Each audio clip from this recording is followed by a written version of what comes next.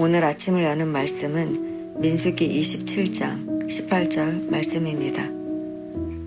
여호와께서 모세에게 이르시되 눈의 아들 여호수아는 그 안에 영이 머무는 자니 너는 데려다가 그에게 안수하고. 아멘. 민수기 27장은 이스라엘을 이끌었던 모세의 마지막과 그의 후계자로 여호수아가 세워지는 이야기를 전해주고 있습니다. 말씀을 통해 어떤 사람이 하나님의 손에 붙들려 쓰임받는 성도인지 살펴보도록 하겠습니다. 이스라엘은 시내산을 출발하면서 인구 조사를 했지만 약 38년이라는 시간이 지나며 세대가 바뀌었습니다. 이제 모압 평지에서 약속의 땅을 앞에 두고 이스라엘은 전쟁을 준비하며 다시 인구 조사를 했습니다. 그런데 26장 64절에서 65절을 보면 모압 평지에서 이스라엘 자손을 계수한 중에는 모세와 아론이 시내 광야에서 계수한 이스라엘 자손은 한 사람도 들지 못했다고 말합니다.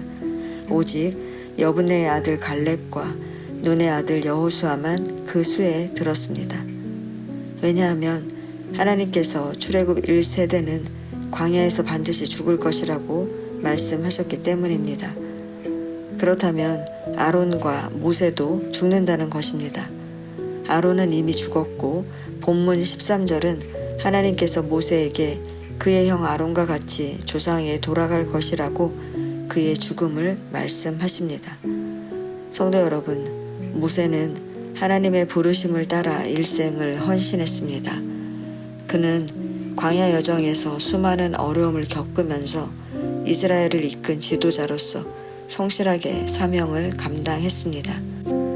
금송아지 사건 때에도 모세는 진노하시는 하나님과 범죄한 백성 사이에 서서 중재하며 백성을 살렸습니다.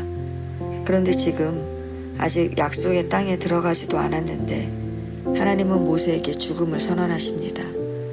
모세는 최선을 다해 달려왔고 이제 약속의 땅이 눈앞에 있는데 하나님은 모세에게 아바림 산에 올라가 내가 이스라엘 자손에게 준 땅을 바라보기만 하고 이제 그만 퇴장하라는 것입니다. 왜 하나님께서 이렇게 하신 것일까요?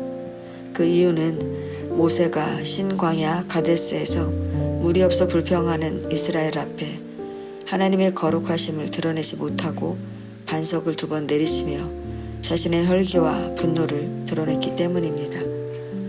그런데 그 혈기 많았던 모세가 약속의 땅에 들어가지 못하고 죽는다고 하는데도 이제 분노하지 않습니다. 슬퍼하거나 신세 한탄하지도 않습니다. 그동안 그렇게 충성스럽게 헌신했는데 한 번의 실수로 약속의 땅에 들어가지 못한다는 것은 너무하지 않냐고 묻지도 않습니다. 그저 하나님의 말씀에 순종합니다. 성도 여러분, 우리는 아무리 위대한 일을 감당했다 하더라도 하나님이 멈추라고 하면 곧바로 멈춰야 합니다.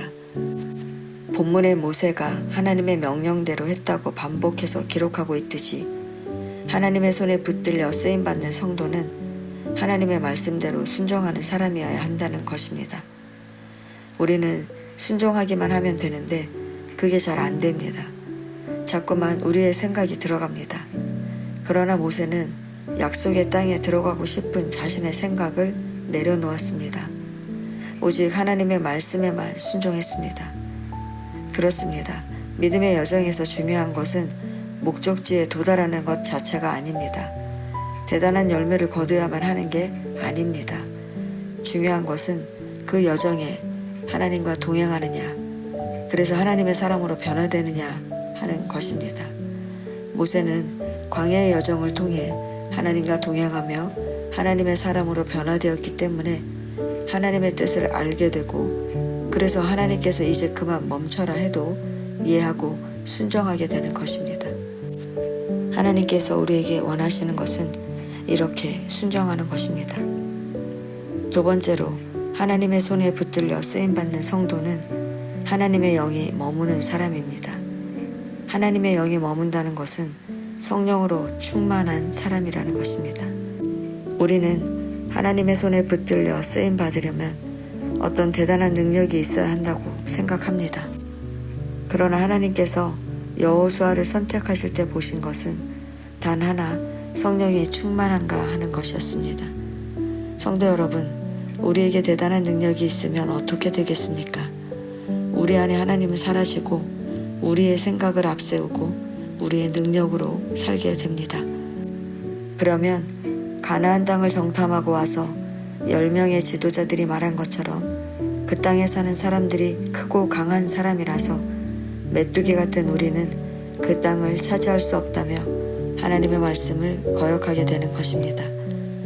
그러나 하나님의 영이 우리 안에 있으면 우리는 하나님의 뜻과 계획을 깨닫고 하나님의 뜻에 순종하며 나아갈 수 있게 되는 것입니다. 즉, 하나님의 영이 우리 안에 머물게 하는 것이 선행돼야 말씀대로 순종하게 된다는 것입니다. 그러면 하나님의 영이 우리 안에 머물게 하려면 어떻게 해야 할까요? 말씀과 기도밖에 없습니다. 성도 여러분, 여러분들이 하나님의 말씀을 읽고 기도할 때 하나님의 영이 여러분 안에 머물게 됩니다.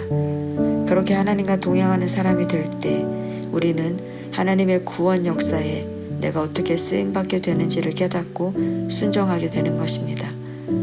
모세에게 주어진 시간은 끝났지만 하나님은 여호수아를 통해 이스라엘을 구원하십니다. 이제 우리 차례입니다. 성도 여러분, 시간을 구별해서 하나님께로 나아가시기 바랍니다. 하나님의 영이 머무는 우리를 통해 하나님은 이 어두운 세상에 구원 역사를 이루실 것입니다. 그 여정에 쓰임받는 저와 여러분 되시기를 축원합니다.